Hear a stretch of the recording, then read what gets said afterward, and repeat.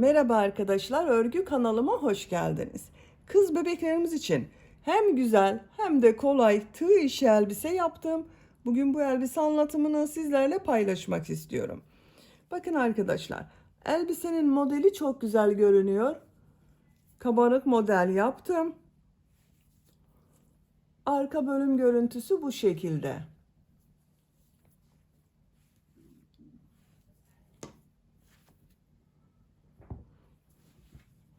Buraya da bakın, bel örgüsünün buraya ip kordon yaptım. Çiçekli ip kordon.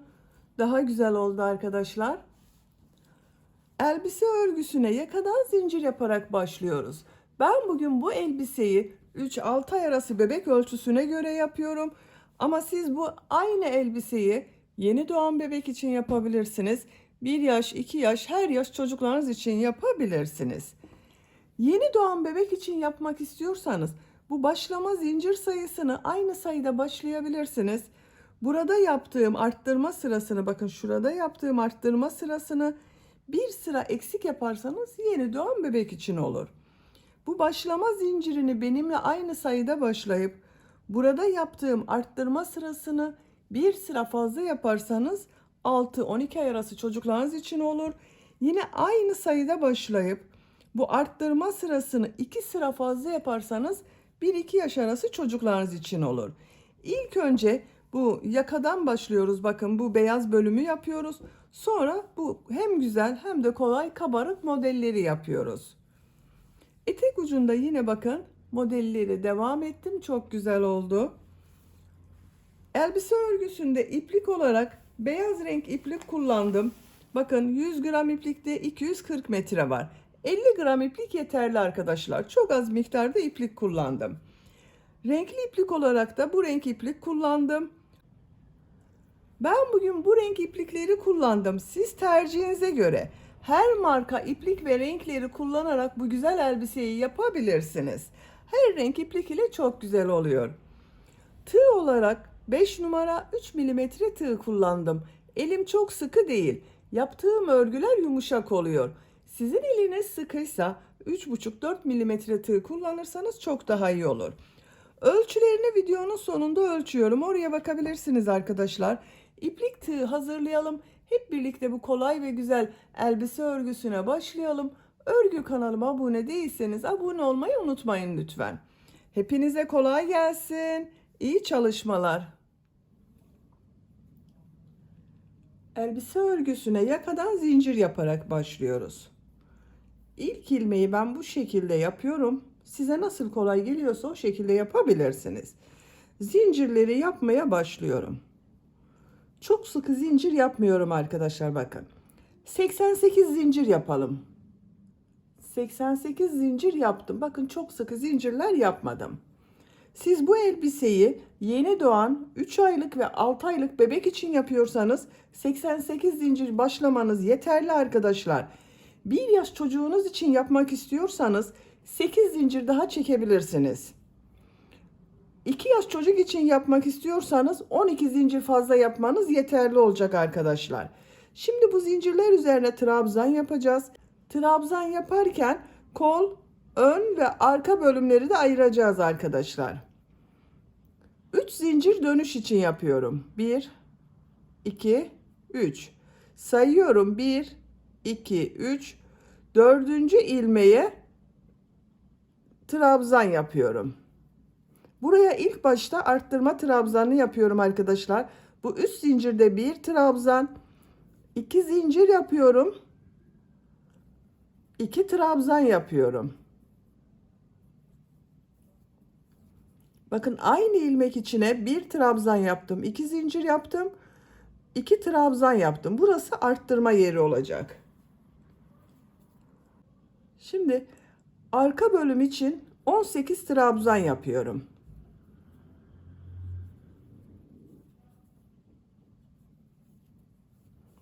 18 trabzanı yapalım.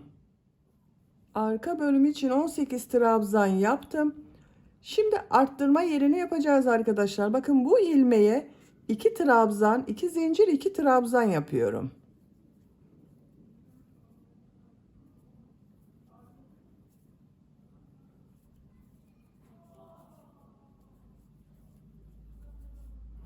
Aynı ilmeğe 2 trabzan, 2 zincir, 2 trabzan yaptım.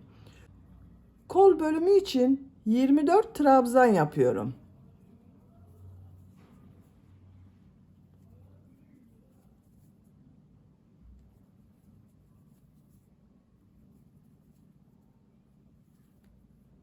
...24 trabzan yapalım. Kol bölümü için 24 trabzan yaptım. Bu ilmeğe arttırma yeri için 2 trabzan, 2 zincir, 2 trabzan yapıyorum.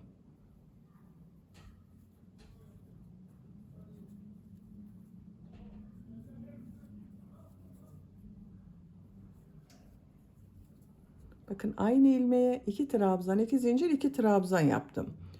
Ön bölüm için 18 trabzan yapıyorum. Bakın arka bölüme 18 trabzan yaptım. Ön bölüm için de 18 trabzan yapıyorum.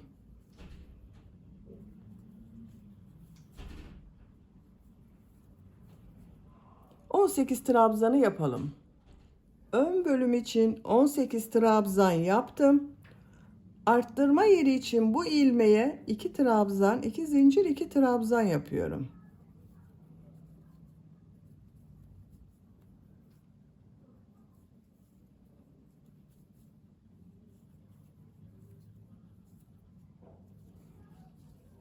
Bu kol için 24 trabzan yaptım. Diğer kol için buraya 24 trabzan yapıyorum. Burada 24 zincir var arkadaşlar. 24 trabzan yapıyoruz.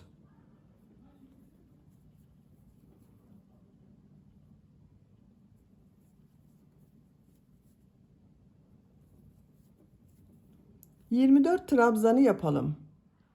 Sıra sonuna kadar tamamladım. Kol bölümü için buraya 24 trabzan yaptım.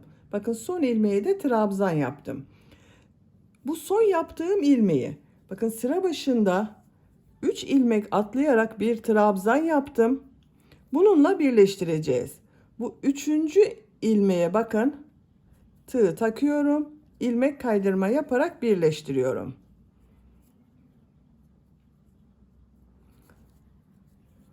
Şu sıra başında bulunan bakın iplik ucunu da burada bulunan ilmek ile ilmek kaydırma yapıyorum. Şu şekilde bakın, tek parça yapacağız arkadaşlar. Yaka bölümünü ilmek içinden çekiyorum. Bakın birleştirdim.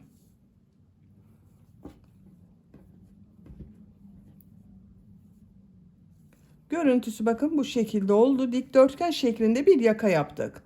Ön ve arka bölüm için 18 trabzan yaptım. Kol bölümleri için 24 trabzan yaptım. Arttırma yerlerinde 2 trabzan, 2 zincir, 2 trabzan şeklinde yaptım.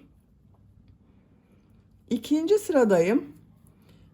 İkinci sıraya şu 2 zincir üzerine geçiş yapıyorum arkadaşlar. İlmek kaydırma yapıyorum. İlmek kaydırma yapıyorum. 3 zincir yapıyorum. Bir trabzan yapıyorum. Bakın 3 zincirde bir trabzan, 2 zincir yapıyorum. 2 trabzan yapıyorum. 2 trabzan, 2 zincir, 2 trabzan oldu. Diğer ilmeklere trabzan yaparak devam ediyorum. Trabzan sırası yapıyoruz. Arttırma yerine kadar devam edelim. Arttırma zincirine kadar bakın trabzan yaptım. 2 zincir üzerine 2 trabzan, 2 zincir, 2 trabzan yapıyorum.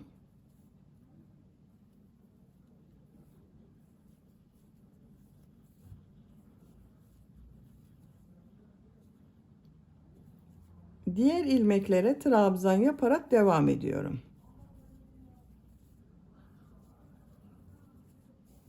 Arttırma yerine kadar devam edelim. Arttırma zincirine kadar tamamladım. Zincir üzerine 2 trabzan, 2 zincir, 2 trabzan yapıyorum.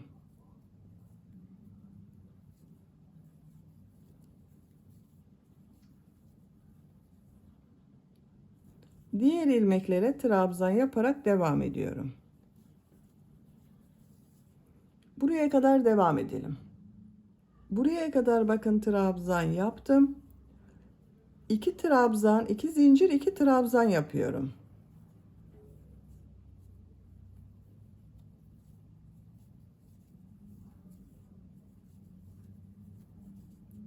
Trabzan yaparak devam ediyorum. Sıra sonuna kadar devam edelim. Sıra sonuna kadar tamamladım. Bakın burada ilmek kaydırma yaptım. İlmekleri üzerine de trabzan yaptım. Sıra başında yaptığım 3 zincirin bu 3. zincir ile ilmek kaydırma yaparak birleştiriyorum. Yaka örgüsünü 2 sıra yaptım. Bakın arttırma yerlerinde 2 trabzan, 2 zincir, 2 trabzan yaptım. Kol örgüsünü burada bitiriyoruz arkadaşlar. Örgüye artık arka ve ön bölüm olarak devam ediyoruz. İlmek kaydırma yaparak bu 2 zincir üzerine geçiyorum. 3 zincir yapıyorum. Buraya bir trabzan yapıyorum. Bakın 3 zincir ile birlikte 2 trabzan oldu. Diğer ilmeklere bakın trabzan yaparak devam ediyorum. Burası arka bölümü oluyor arkadaşlar. Bu zincire kadar devam edelim. Zincire kadar trabzan yaptım. Bu zincir üzerine 2 trabzan yapıyorum. Bir zincir yapıyorum. Örgüyü çeviriyorum. Şu ilk ilmeğe 2 trabzan yapıyorum. Bakın 2 ilmek arttırması yaptım arkadaşlar. Diğer ilmeklere trabzan yaparak devam ediyorum. Sıra sonuna kadar devam edelim. Sıra sonuna kadar tamamladım. Bakın burada 3 zincir yaparak bir trabzan yaptım. Bunun 3. zincir üzerine 2 trabzan yapıyorum.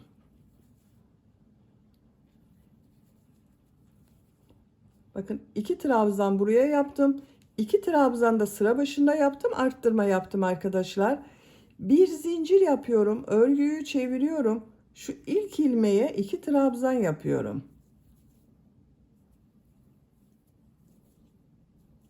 Diğer ilmeklere trabzan yapıyorum. Sıra sonuna kadar devam edelim. Sıra sonuna kadar tamamladım. Bakın son ilmeğe 2 trabzan yapıyorum.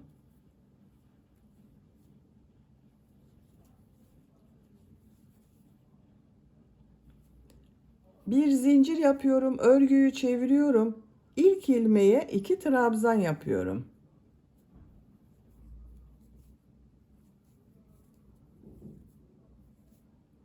Diğer ilmeklere trabzan yapıyorum.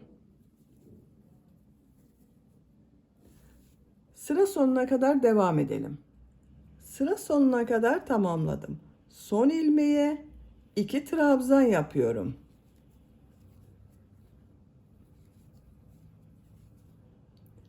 İpliği kesiyorum.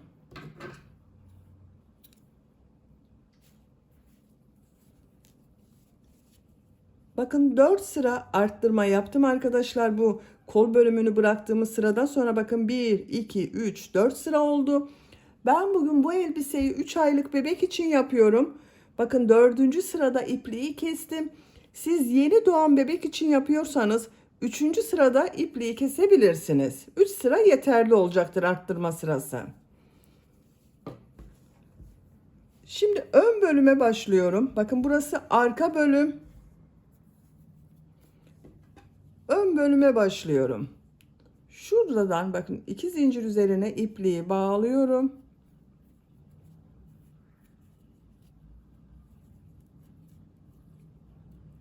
Buradan ilmek yapıyorum. 3 zincir yapıyorum. Bir trabzan yapıyorum. Bakın 2 trabzan oldu. İlmeklere trabzan yapıyorum. Zincire kadar devam edelim.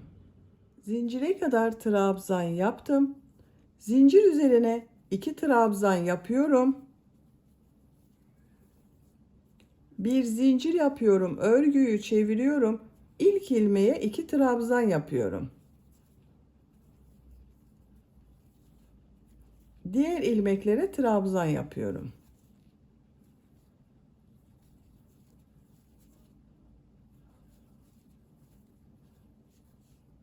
Bakın arkadaşlar, bu bölümde arka bölümün aynısı olacak. Ama bu ön bölümü arka bölümden bir sıra fazla yapacağız arkadaşlar. Bakın bunu 4 sıra yaptım. Ön bölümü 5 sıra olarak tamamlayacağız. Arka bölümde bu son sırada kaç trabzan yaptığımı sayıyorum. Bazen arkadaşlar soruyorsunuz. 2, 4, 6, 8, 10, 12, 14, 16, 18, 20, 22, 24, 26, 28, 30, 32, 34, 36 trabzan var. Bu ön bölüm örgüsünü 5 sıra olarak arttırmalar yaparak tamamlayalım arkadaşlar. Bakın bu sıra sonunda ve sıra başında arttırma yapmayı unutmayalım. 5 sıra olarak tamamlayalım. Bu bölümü de bakın 5 sıra olarak yaptım. 1, 2, 3, 4, 5. Başlangıçtan itibaren 1, 2, 3, 4, 5, 6, 7 sıra oldu arkadaşlar. Diğer bölümü 4 sıra yaptım. Buradan sonra 1, 2, 3, 4, 5. sırayı buranın devamı olarak yapacağız. Bir zincir yapıyorum. Bakın kol altı için bir zincir yaptım. Tığ üzerine iplik alıyorum. Burada ilk ilmeğe 2 trabzan yapıyorum. Bakın burada da son ilmeğe 2 trabzan yaptım. Kol altı için bir zincir yaptım. Diğer ilmeklere trabzan yapıyorum. Bu son ilmeğe kadar devam edelim. Sıra sonuna kadar tamamladım. Son ilmeğe 2 trabzan yapıyorum.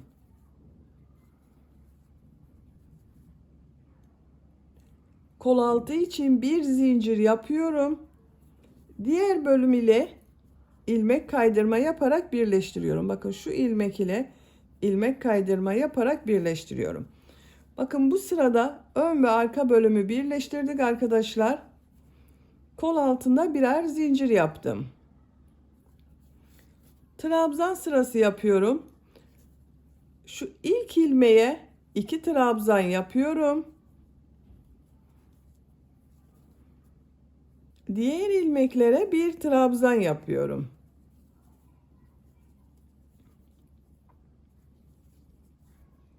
Şu son ilmeğe kadar devam edelim. Buraya kadar bakın trabzan yaptım.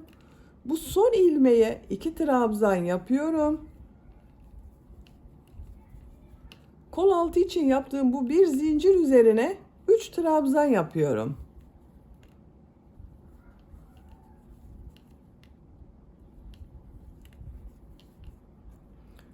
Şu ilk ilmeğe 2 trabzan yapıyorum. Diğer ilmeklere trabzan yaparak devam ediyorum. Bakın kol altında buraya 2 trabzan yaptım. Bir zincir üzerine 3 trabzan yaptım. Bu ilk ilmeğe de 2 trabzan yaptım. Sıra sonunda yine arttırma yapacağız arkadaşlar. Buraya kadar devam edelim. Sıra sonuna kadar tamamladım. Bakın bu son ilmeğe 2 trabzan yapıyorum. Arttırma yapıyorum.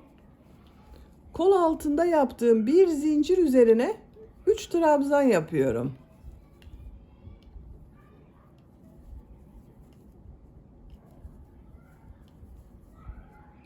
Şu ilk ilmek ile ilmek kaydırma yaparak birleştiriyorum. Bakın kol altının görüntüsü bu şekilde oldu. Arttırmaları burada bitiriyorum. Trabzan sırası yaparak devam ediyorum. 2 zincir yapıyorum. Trabzan yapıyorum. Her ilmeğe trabzan yapıyorum. Arttırma yapmıyoruz artık arkadaşlar. Trabzan sırası yaparak sıra sonuna kadar devam edelim. Sıra sonuna kadar tamamladım. Sıra başında yaptığım 3 zincir ile ilmek kaydırma yaparak birleştiriyorum. Beyaz renkli ipliği kesiyorum.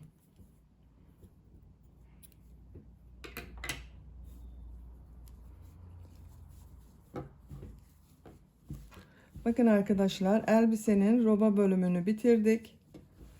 Bu şekilde çok güzel oldu. Şimdi model bölümüne başlıyorum. Model bölümünde ben bu renk iplik kullanıyorum. Siz tercihinize göre her renk ipliği kullanabilirsiniz. Kendi yaptığınız beyaz renkli iplik ile de devam edebilirsiniz arkadaşlar, tercihinize göre.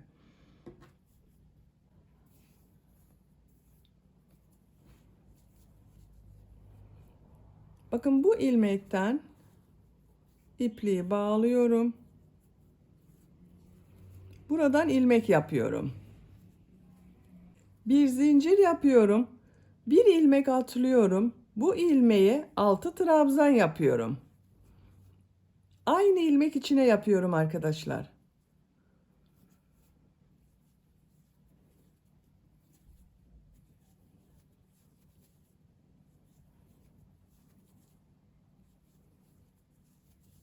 Aynı ilmeğe 6 trabzan yaptım.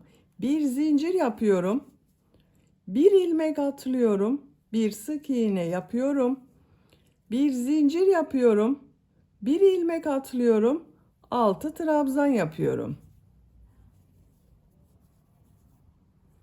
Kolay model yapıyoruz.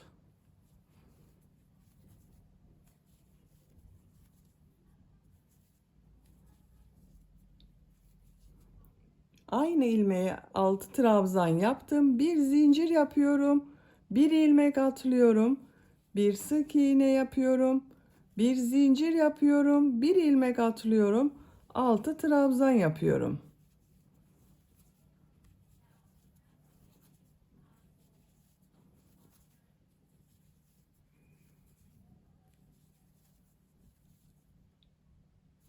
Bir zincir yapıyorum. Bir ilmek atlıyorum. Sık iğne yapıyorum.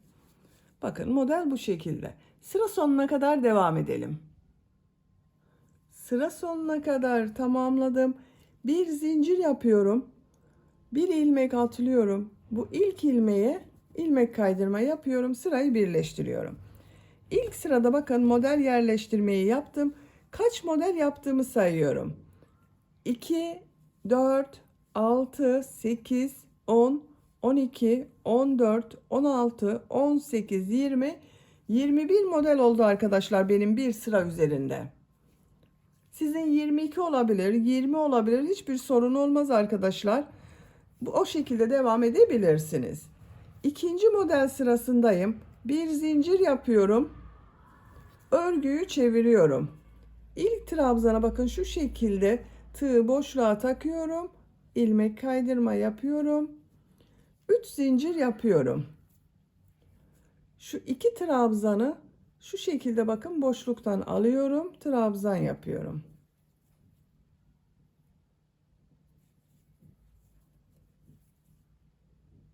2 zincir yapıyorum. 3 trabzan boşluktan alıp trabzan yapıyorum.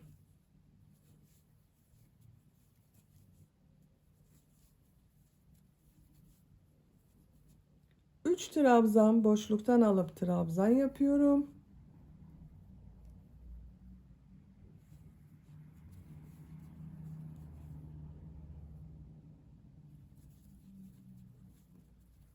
İki zincir yapıyorum. 3 trabzan boşluktan alıp trabzan yapıyorum.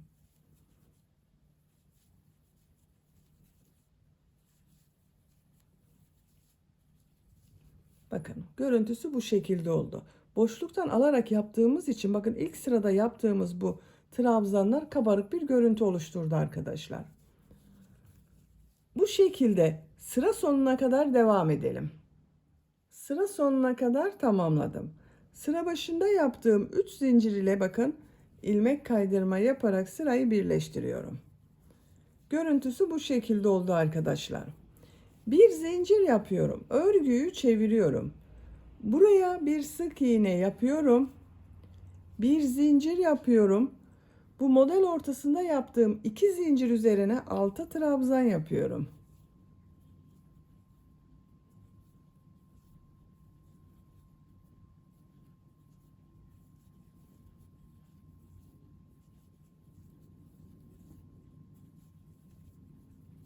Altı trabzan yaptım. Bir zincir yapıyorum.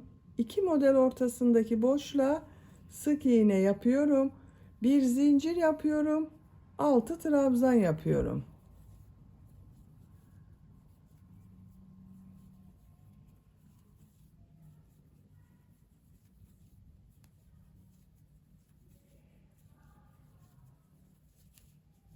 Bir zincir yapıyorum. Sık iğne yapıyorum.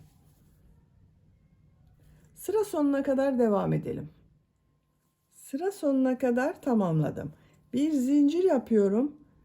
İlk ilmek ile ilmek kaydırma yaparak sırayı birleştiriyorum.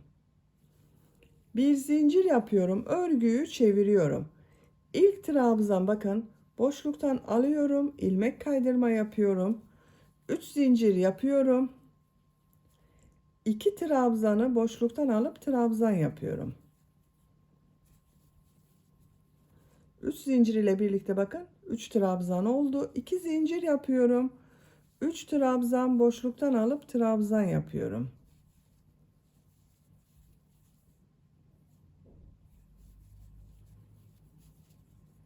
Diğer modelde 3 trabzanı boşluktan alıp trabzan yapıyorum.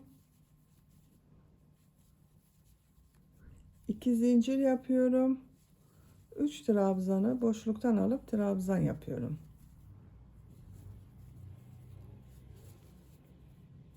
Sıra sonuna kadar devam edelim. Sıra sonuna kadar tamamladım. Sıra başında yaptığım 3 zincir ile ilmek kaydırma yaparak sırayı birleştiriyorum. Bakın görüntüsü bu şekilde oldu arkadaşlar. Bir zincir yapıyorum, örgüyü çeviriyorum. Buraya bir sık iğne yapıyorum. Bir zincir yapıyorum. 2 zincir üzerine 6 trabzan yapıyorum.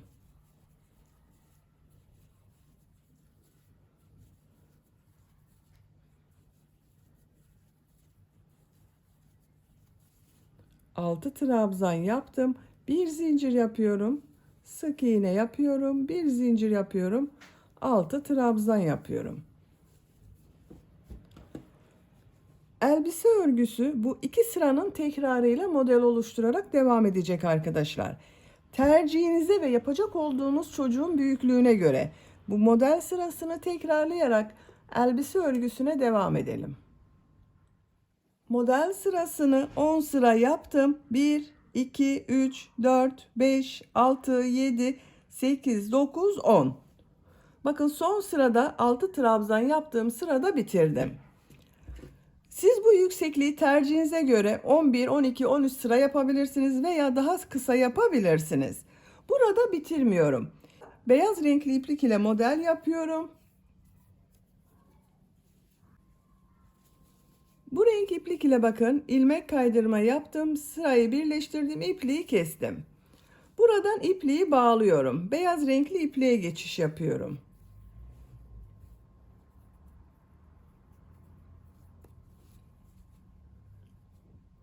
Buradan ilmek yapıyorum. Bir zincir yapıyorum. Örgüyü çeviriyorum. Bakın modelde ilk trabzana ilmek kaydırma yaparak geçiş yapıyorum. 3 zincir yapıyorum. Aynı modeli beyaz renkli yapıyoruz. Trabzan boşluktan alıp trabzan yapıyorum. Boşluktan alıp trabzan yapıyorum. 2 zincir yapıyorum. 3 trabzanı boşluktan alıp trabzan yapıyorum.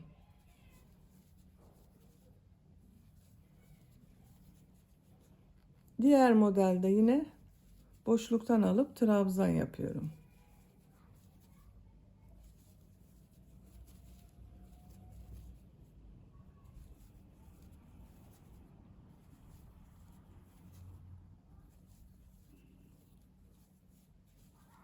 Düz tarafın görüntüsü bu şekilde.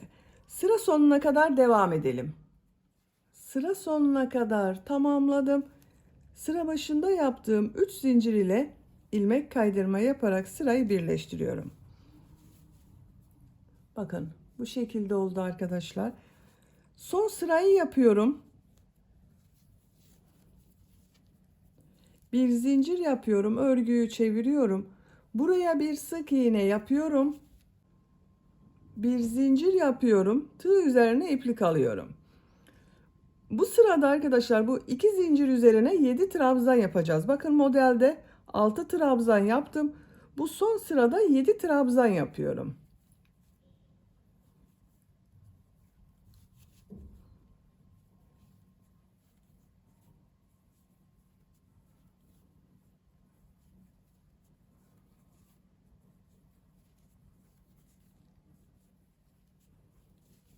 Yedi trabzan yaptım.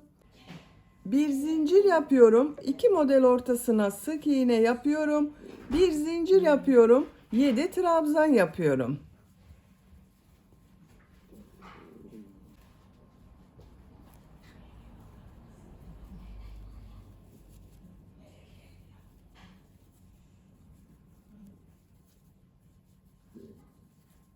Bir zincir yapıyorum. Sık iğne yapıyorum. Bakın arkadaşlar, bu şekilde oluyor. Sıra sonuna kadar devam edelim. Sıra sonuna kadar modelleri tamamladım. Bir zincir yapıyorum. İlk ilmek ile ilmek kaydırma yaparak birleştiriyorum. İpliği kesiyorum. Bakın arkadaşlar, bu şekilde oldu. Çok güzel oldu. Şimdi elbisenin kollarını yapalım. Kol altında şu ilmekten ipliği bağlıyorum. Buradan ilmek yapıyorum. 2 zincir yapıyorum. Aynı ilmeğe sık iğne yapıyorum. Bir ilmek atlıyorum.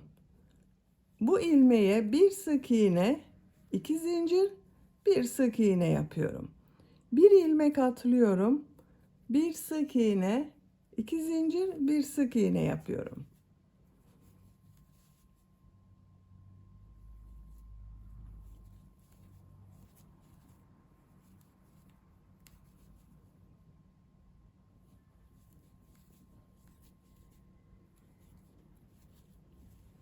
Bakın bu şekilde pıtırcık modeller yapıyoruz.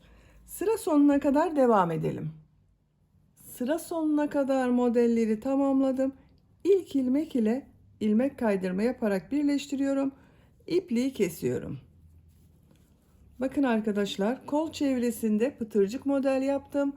Görüntüsü bu şekilde çok güzel oldu. Diğer kolu da aynı şekilde yaptım bakın. Şimdi yaka örgüsünü yapalım.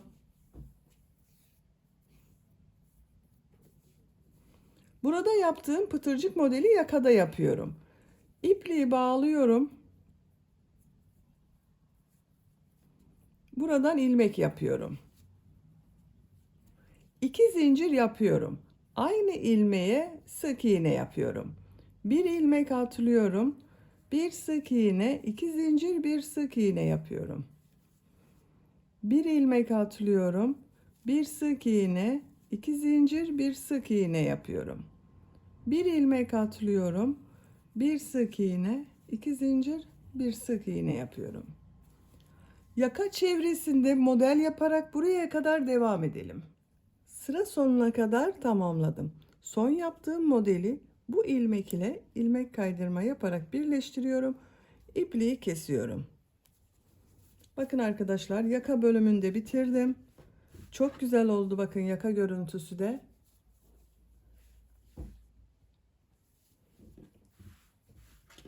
Elbisenin örgüsünü bitirdim. Bakın bu şekilde kullanabiliriz. Ben elbisenin bu bel örgüsünün buraya ip kordon yaparak takmak istiyorum. Bakın bu şekilde bir papatya yapacağız. Papatyanın buraya ip kordon yapacağız. İlk önce bu papatyayı yapalım.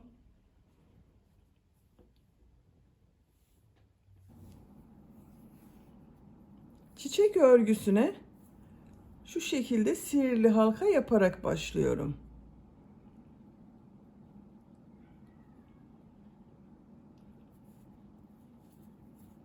Zincir yaptım, sağlamlaştırdım. 3 zincir yapıyorum. Tığ üzerine iplik alıyorum. Trabzan yapıyorum. 2 zincir yapıyorum. Bir trabzan yapıyorum. 2 zincir, bir trabzan, 2 zincir, bir trabzan, 2 zincir, bir trabzan. Bakın 1, 2, 3, 4, 5 yuva oldu. 2 zincir yapıyorum.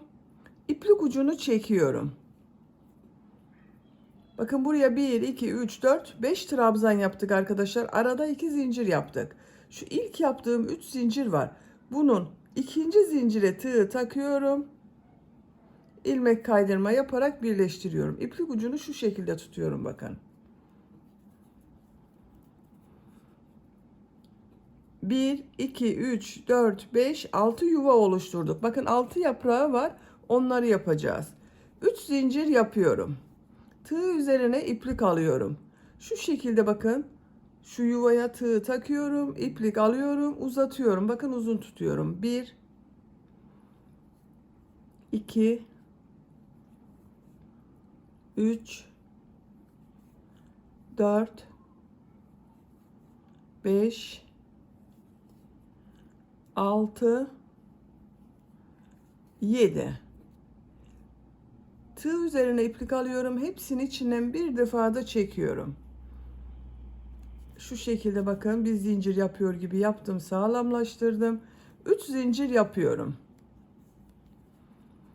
Aynı yuvaya şu şekilde ilmek kaydırma yapıyorum 3 zincire.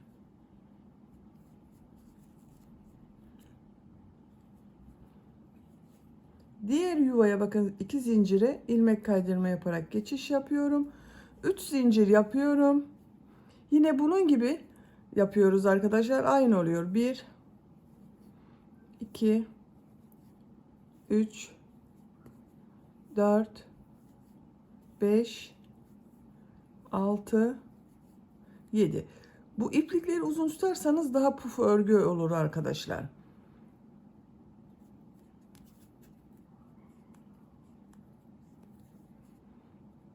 İlmek kaydırma yapıyorum.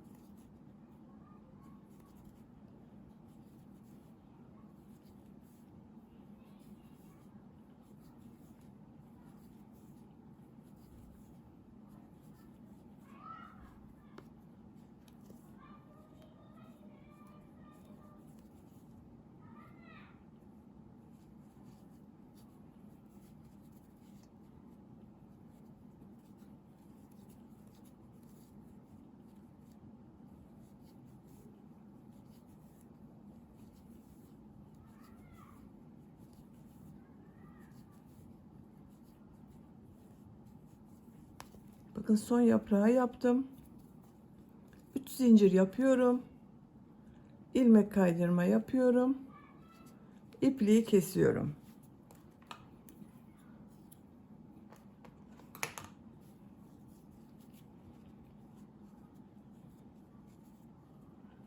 Bakın arkadaşlar bu şekilde oldu. Çok güzel oldu.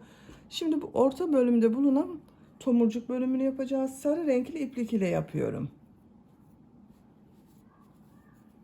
Yine sihirli halka yapıyorum. Şu şekilde bakın parmağıma doladım. İlmek yapıyorum.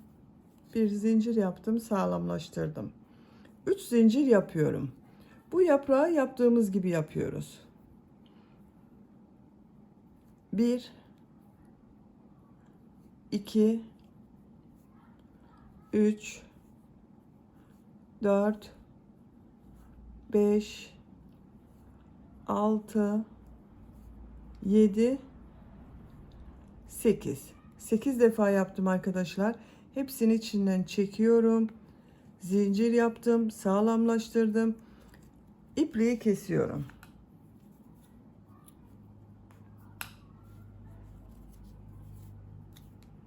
Şu bakın sihirli halka ipliğinde ucunu çekiyorum arkadaşlar.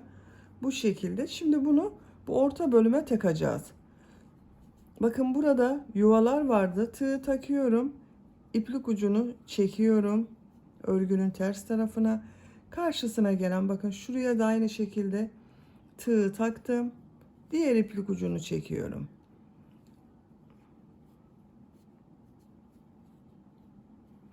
Örgünün ters tarafında bunu bağlıyorum.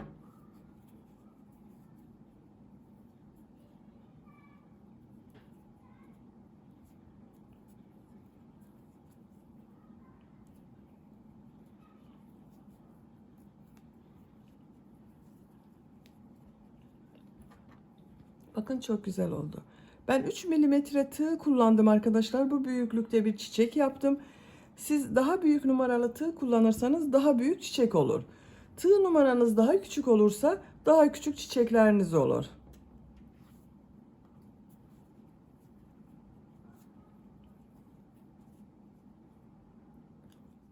Bu çiçeğe şimdi ip kordon yapacağız arkadaşlar. Ben bu renk yeşil iplik kullanıyorum. Siz tercihinize göre her renk iplik ile yapabilirsiniz. Bakın bu iki yaprak arasında bulunan şu ilmekten bir ilmek yapıyorum.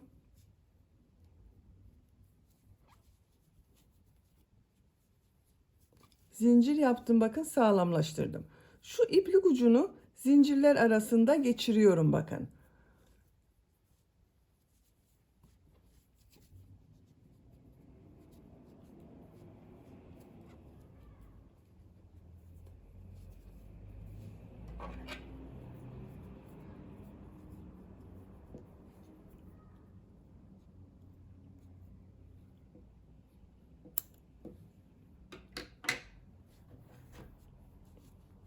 Bakın iplik ucunu kaybettim. Zincirler yapıyorum. İpliği iki katlı yaptım arkadaşlar. İpliğin diğer ucunu da çektim bakın. İki katlı yapıyorum. Siz isterseniz tek katlı yapabilirsiniz. Zincirler yapıyorum. Zincir yaparak ip kordonu tamamladım. İpliği kestim arkadaşlar.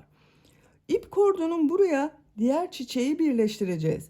Bu çiçeği birleştirmeden önce elbisenin bel örgüsünün bu trabzan sırasına takıyorum.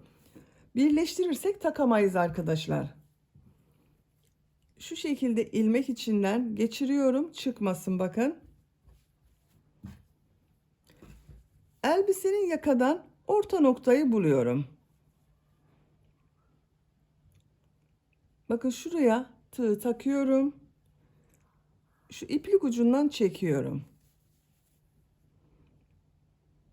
Bakın arkadaşlar şu şekilde iki trabzanı tığ üzerinde bir trabzan tığ altında kalacak şekilde takıyorum ben. Siz tercihinize göre bir bir de yapabilirsiniz.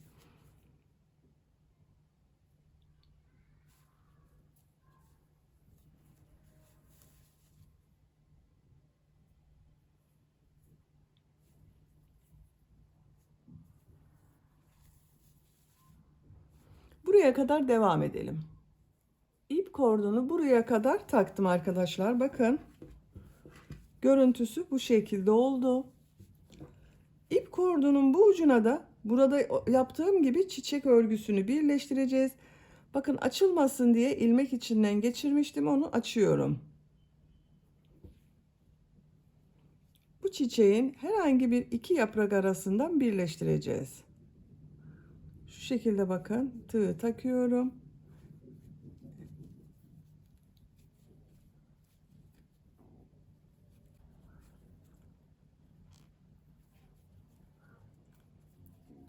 İplik ucunda şu yaptığım zincirler arasında kaybediyorum çekerek.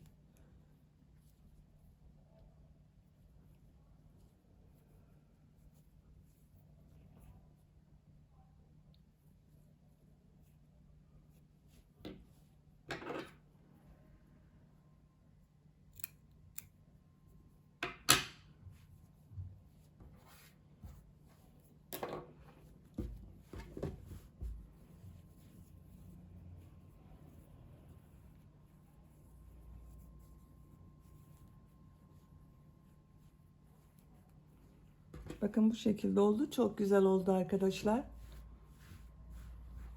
Arka bölüm görüntüsü bu şekilde. Bitmiş olarak ölçülerini söylüyorum.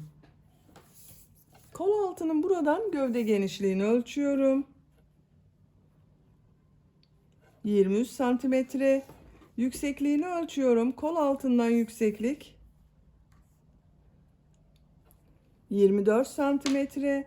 Omuzdan yüksekliği ölçüyorum. 36 santimetre.